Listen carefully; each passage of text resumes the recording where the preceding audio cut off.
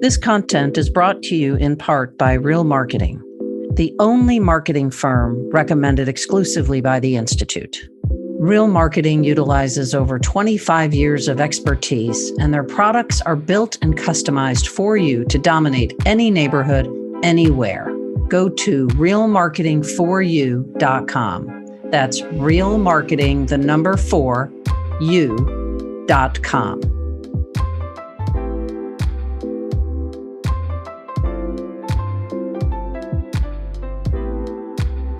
Well, welcome, Tami and Carrie.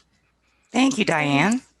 So I'm sure our listeners are wondering, hey, we're talking about luxury real estate. Why are we talking about community? Well, the big reason is because the Institute for Luxury Home Marketing, it has launched an exceptional community for our members called the Institute Network. And the two ladies that I'm going to have the pleasure of talking with were instrumental in that as we launched it and ongoing. So Carrie, tell us about how you got interested in community. Yeah, so I have been specifically specializing in online communities for over a decade. And that's really where my heart and soul are when it comes to building communities in general. I've always loved in-person communities, but I found online communities just to open up the world to us in a way that was impossible before the internet. So when I was a teenager, actually, I discovered and joined online music forums, and I was a painfully awkward teenager. like I just would not speak. For people were really worried about me. Cannot even imagine that. Yeah. Right. So exactly. So that's how I was when I was, 12, 13, 14, middle school, especially. Hard time for all of us, I'm sure. Right. And I found that even though I was so shy and so uncomfortable sharing myself in person, that, oh my gosh, there was this group of hundreds of teenagers online who I found through these music forums. And we ended up becoming very close friends, sharing all kinds of family trauma, processing things together in a way that was never possible for me face to face. And so it taught me how to build relationships, deep, meaningful relationships. And then I was able to bridge that and practice that in my everyday life. So that's why I care about online communities so much, because I think they're such an important bridge for all of us. Well, and we all kind of are trying to wrap our heads around your biography, right? So when you talk about leading online brand communities and presidential campaigns, can you tell us more about that? I know I'm being a little salacious, but it's really fascinating. Yeah, so I work with all kinds of organizations. I work with small businesses that are, founded by one woman, and she doesn't have a team yet. I've worked with that size of organization. I've worked with presidential campaigns, and I've worked on nonprofits, associations, and the underlying structures are all the same. So that's what I help with, are these underlying structures of community building. You need purpose. You need actual connection from member to member, not just from member to organization. And you need multiple shared experiences. So it can't just be a one-time event. That's not enough to help us develop these deeper relationships that I'm talking about.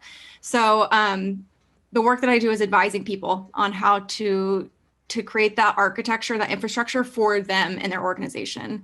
So I have no background in real estate at all. At all, especially not luxury real estate. But I can come in and talk to you about why you're passionate about this and why you've dedicated your career to this, Tami. And I can see when you're talking about it, how much you love it. Yeah. And then we can pull that out and build a community around that.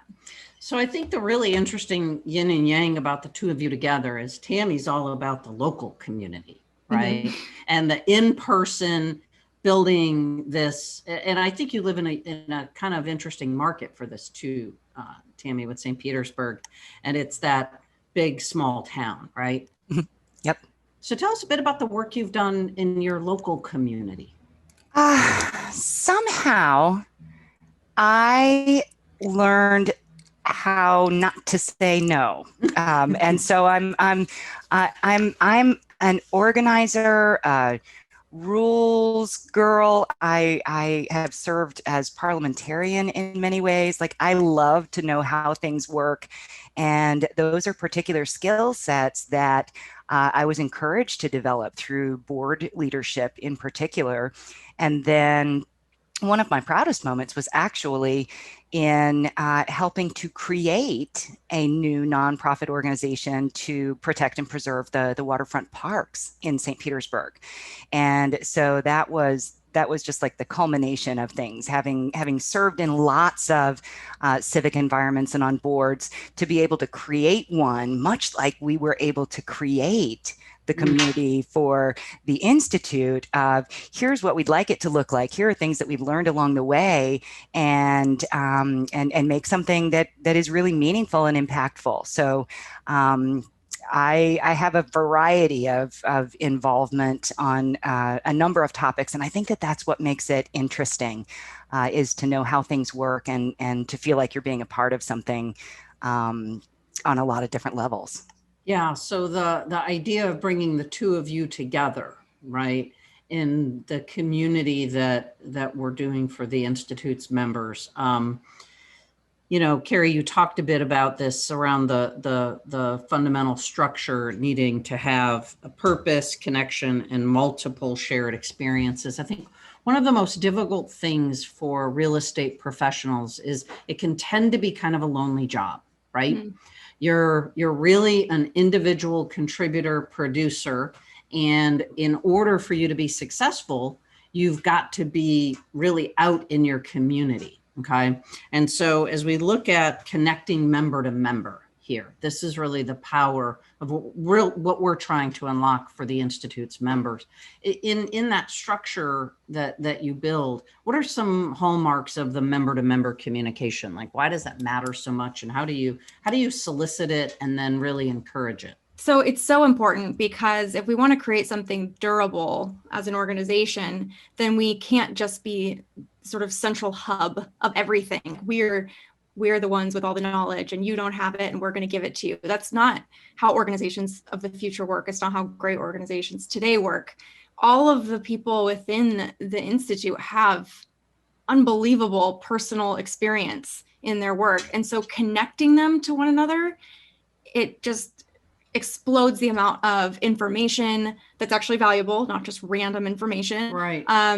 Advice, support. Social support is a big part of, especially a really isolated job. It's important to have a kind of safety social support net. People can understand the specific issues that you're going through.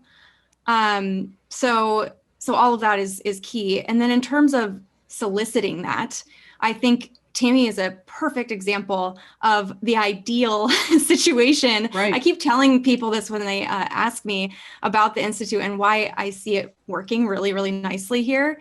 And part of it is absolutely Tami and the relationships that you have already, mm-hmm. and the trust that you have built. Mm-hmm. So that's no mistake that you have spent years building those relationships, and that now people are willing to step up alongside you. They believe in you and what you want to be building with them, and they believe in the purpose. So it's really, for Tami, it's about having to make a lot of asks, mm-hmm. hear no a lot, or hear crickets a lot, right, and right. keep going.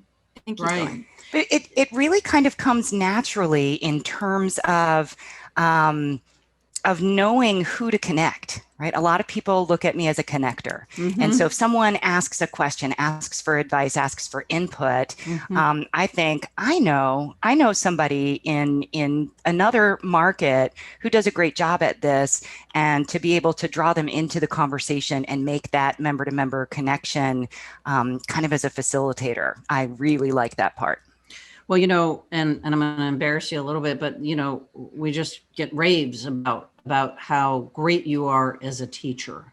Okay. And it's really a skill. And I think it's also a skill that you're kind of born with, right? Whether or not you have the heart of a teacher, and you really do. And so when we sat down together and said, how about this idea of being a community leader, right? It just made so much sense. But when we think about the community of real estate professionals, right? We've got this big, huge bucket, of millions, literally, of people who have a real estate license. And what the Institute brings is this idea that then we have this group of ambitious folks who say they want to belong to something that's different or makes it feel a little bit smaller. We'd be remiss if we didn't talk about the global pandemic that's kept us all in our home base and away from what really people think about in the real estate profession as networking. This face-to-face, I've got to sit down with someone to have a cocktail or have a cup of coffee. And the thing that we're striving to do here is bring that sentiment into this online community. Tami, you've been a real estate professional for, is it over 20 years now? 19 years. 19. And you know what I mean, right? Like it's all about the big conferences and the big events and gosh, we have Leaders in Luxury, which is so much fun and such a great event, and we just couldn't have it. Okay. And so how do we, to what Carrie said, explode this world, not just for the people who can be in a room together, but how do we make this so that people can all feel like they are? So I think the way that the community functions is in such a separate space that it fosters a feeling of togetherness, right? Okay. Mm-hmm. So the vehicle itself assists with that. And then being able to help each other grow, those are the things that make the results that have the impact and the meaning and make our members want to continue to participate and really build those relationships. And often it starts with an introduction, right? So kind of as I was mentioning before, of making introductions of someone who can be helpful in a certain way, well, that all of a sudden is functioning in the same way that you expand your networks in an in-person environment. Hey, Joe, do you know Susie? You guys should know each other, right? And this is a great space to actually do that, even in a virtual environment. That's cool. That's really cool. Carrie, and I know that you're a student of this as well as a teacher of it, right? And I say that because it feels like it's changing every day. Oh my gosh, yes. Right. So if I were to ask you to go back a year, okay, last December, how is this December different in your world of this idea of online brand communities? What's changed dramatically in this idea? Is it just people going, wow, I need to do this? Yeah, it's that. I have been beating this drum for so long. Sure. Telling organizations who come to me and say, we really want a community. And then I ask them what that means to them. And they can't tell me. And they're unwilling to do the work to put a stake in the ground. People have been doing that with me for years. And finally, actually, it took a little while. It was in March when the pandemic was officially declared. There was a really quick surge of people saying, we need to do this. And then it was radio silence because people were very afraid.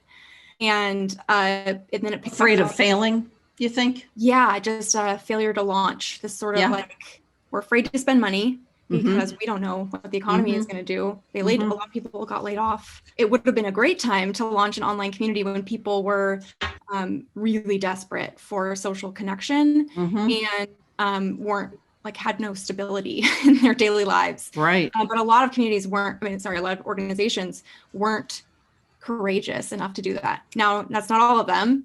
And certainly you were obviously thinking about this probably around that time. Sure. And now everyone they get it. My fear is that they're going to abandon a lot of these online communities that they have built after things go back to the way that they were. And that would be a huge mistake, a huge loss. For instance, one of my clients this year was a European multiple sclerosis platform. And they were saying how a lot of their members are isolated. Where there's civil unrest in Europe, where they don't have internet or they have phones, but they don't have good access. And they can't believe that all these tools have been out there this whole time and they haven't been trying them and sharing them up to this point, because especially people with MS have a lot of mobility challenges. And so they were doing these in-person workshops for all these years. And now they're like, our membership is expanding. We're able to serve so many more people. So it's an opportunity. And so I think that's the big shift I'm seeing now, is people understanding this opportunity and what it might mean. Well, I think for the Institute, we've known all along that we have this great membership, right? And I think a lot of our members discovered it in the March, April, May timeframe. But I will say that's when it dawned on me that this idea of the Institute bringing things, right? We brought education, we brought more and more opportunities for people to learn and take advantage of what was happening, right? And furthering their understanding of how they were going to do their business differently. But the real gaping hole was, how do I connect these folks to each other? And part of our journey with you, and we took this very seriously enough to work with you and your consulting firm, which I love the name of it, right? Gather. That's really terrific. Tell us, how did you come to this, right? How did you come to having your own firm? And where did you get the name? Because I love the name. So I didn't know community management was a job. I was just doing it for fun for many years. And then I took a break and I worked in publishing for a little while. Then I discovered, I was living in San Francisco at the time, and I discovered all these tech companies that were coming up. Pinterest had just started, Airbnb was a few years into its existence, Lyft, and some other like hot startups that were happening. And it turned out that all of these hot startups had community managers. And I showed up. I was actually too nervous to go to the first meetup, so I chickened out and I didn't go. So, the shy kid is still in me. Yeah, sure. But then I went to the next one and I met all these incredible people. And that very first meetup that I went to, there was probably 100 people there. I decided that night that this was what I wanted to do. It just immediately occurred to me, I'd been doing this for years and I can do this for a job. That's is cool. Incredible. Yeah. So I ended up running that meetup group a few years later. Of course you did. Of course you did. Well, I think for our audience, right, like this idea of the nuts and bolts of the Institute network, right? If we could say to folks like, how is this going to work? Right? In your world and in Tammy's eyes, like how is this going to work for people? If I'm a real estate professional in Santa Fe, New Mexico, and I specialize in really the second home market, where do I belong in the community, Tammy? Well, there's a general sense of belonging that transcends geography. All of us do client appreciation activities. All of us are always looking to improve our marketing materials, right? There are some universal things that are of benefit, but there are also opportunities to participate in the subgroups that are specific to working in a second home market, for example, or urban or waterfront, so that you can share best practices and get input, learn, grow, share in ways that are really relevant to your particular marketplace, your niche market. So there's a macro opportunity, and then there are some really specific hyper local, if you will, opportunities. And again, that transcending of geography is really fantastic, because in our industry, we tend to put blinders on and we only see what's going on immediately around us. And I am fortunate that when I came to work with my mother, who now has 34 years in the business, she was an early adopter of technology. And I remember way back in the day participating in a CyberStars listserv, which was like the infancy of this sense of community. And I saw how real estate professionals could build relationships, build referral networks, learn from each other, share, do good things for themselves, their communities, their clients, in a much more global way. And that's what I love about the Institute Network, is that it has that sense of purpose that really makes you feel good about participating. That's great. And, we talk about luxury or the upper tier or the top 10%, however you want to phrase what we do and where we operate. And one of the things that I know you and I have talked about is this idea that you could be in St. Petersburg, but you're serving someone in Chicago, right? Exactly. And typically that occurs at this level. And then how do you work your network so that you're not talking to a perfect stranger when the person from Chicago finds you and then says, "Oh, I've got to go sell my house. I'm going to buy this house down here," and whatever. Then you really want your network to have people, not just you're picking out of a book, right? Right. Exactly. Trusted referrals are a big part of being successful in the upper tier. And I think, when we look at what I call the Institute's promise, and that is really connecting members to each other, when we state our purpose for what we want this community to be, it's really about connecting the members to each other, right? Like-minded professionals, if we go back to the definition of community, right? Like-minded professionals, serious professionals, this is what they do. I know we talked about this a lot, right? Like this idea that there are people who sell real estate, and then there are people who sell real estate for a living. And so we're really excited about getting as many of our members connected to each other as possible. And I think, I personally feel like they're in great hands, knowing that we've worked extremely closely with Carrie, and then we handed the reins to Tami. And Tami will be looking for other community managers, right? Mm-hmm. Tami, you want to talk about that a little bit, about how we're going to build this? Yeah. So there are natural sharers, right? I don't want to say natural leaders, because sometimes people are like Carrie and they have the little thing inside of them that says, "I'm not a leader," but they're natural sharers, they're natural connectors. Mm-hmm. And so we want our members who feel passionately about being those connecting pieces within certain areas of the community to step up and play that role that's so important in making it a really rich experience. Right. And so I like that little call for help there. One thing that I'd like to ask Carrie, we have a Facebook group that the Institute launched. And I think the natural question that people have is, what's different about this community than the Facebook group that the Institute has? Do you think you could help us kind of shape that for people? Yeah. And I'm sure that will be one of the most common questions that you hear too. Sure. Everyone's on Facebook is the reason people, I'm already there.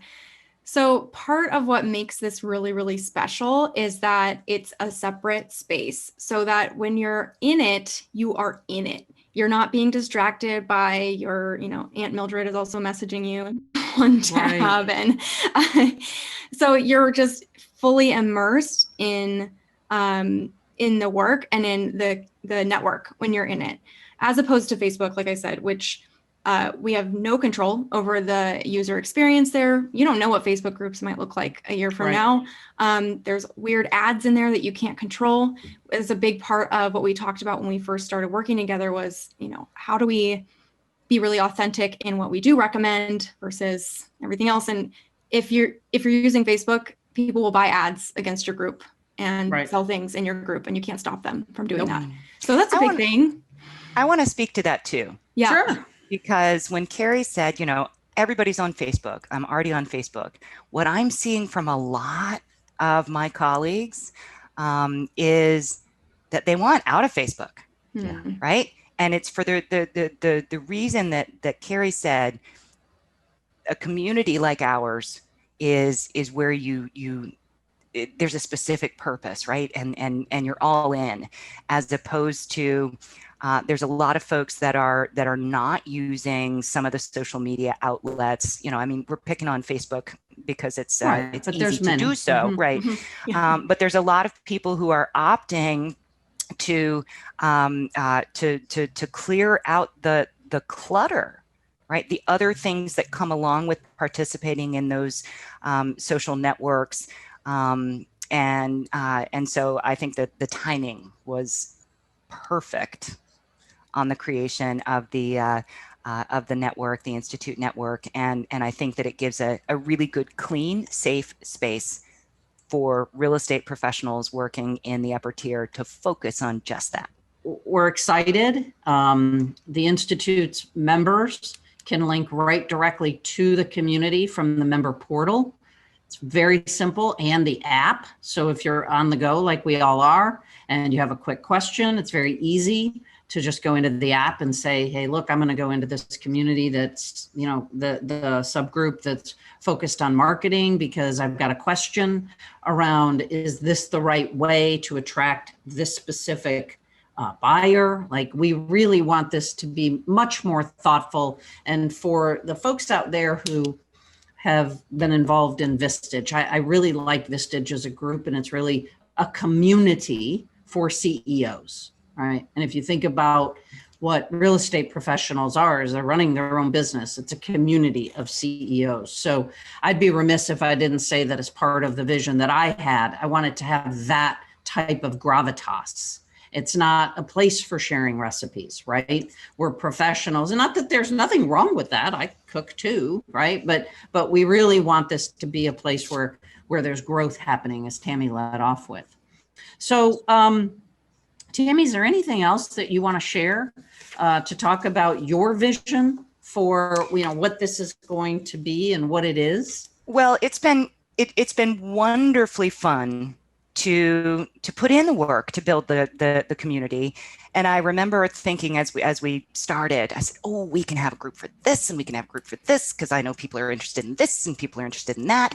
And so there's so much opportunity for continued growth in terms of the topic areas, the subject matter, that sort of thing. And I really am looking forward to getting everyone's input on things that they'd like to talk about and things that they'd like to see, because that's one of the beauties of this, is that it's organic. Mm-hmm. And so it can constantly meet changing needs of our members. So, Carrie, one of the kind of the hallmarks of your book is creating this sense of belonging. And what does that mean? Like, when we define belonging, what does that feel like? Yeah, and that's exactly it. It's a feeling. Belonging is a feeling that we have. It's sort of this dreamy feeling that we often talk about. It's the thing that all human beings need. It is a universal need. And what it is the feeling of that what you bring to a group is appreciated, seen, and valued, and that you also appreciate, see, and value others in that group. And so it's really about being fully known in a space. So that gets pretty woo-woo. Yeah, but that's great. Tami, how does that kind of apply in what I call the lonely world of the real estate professional? So I think it's a really important concept that we've got about that belonging, about the idea that each of our members, regardless of what luxury is in their marketplace, regardless of how many years they've been in the business, that everybody has a place, right? Everybody can give value and can get value and feel as though they are fully part of the community, right? As opposed to trying to break in, right? Think about in many marketplaces, there are folks that own the market, and a newcomer or a young real estate professional can find it really, really daunting to build those networks, to break into a network that will help them. And this is a beautiful space. This community is a beautiful space for everybody to have that sense of belonging, and it's the kind of thing that you don't even really realize until all of a sudden you're like, huh, I feel that. I feel good about being part of this community. And that makes you stay. As you talking, I'm thinking about how each and every person both brings different things and wants different things. And there is no real like, oh, in order to be in this community, you have to do this or you have to have done that. It's I think that's I think the other part that we're really fostering is for someone to be appreciated, seen, and valued. That may mean for them that they're doing all of the taking, right? They're, wow, I just need to read all of this and I need to understand all of this. And for someone else, that may mean giving or sharing, as you talked about earlier, right, Tami? Yep, absolutely. Absolutely. That's great.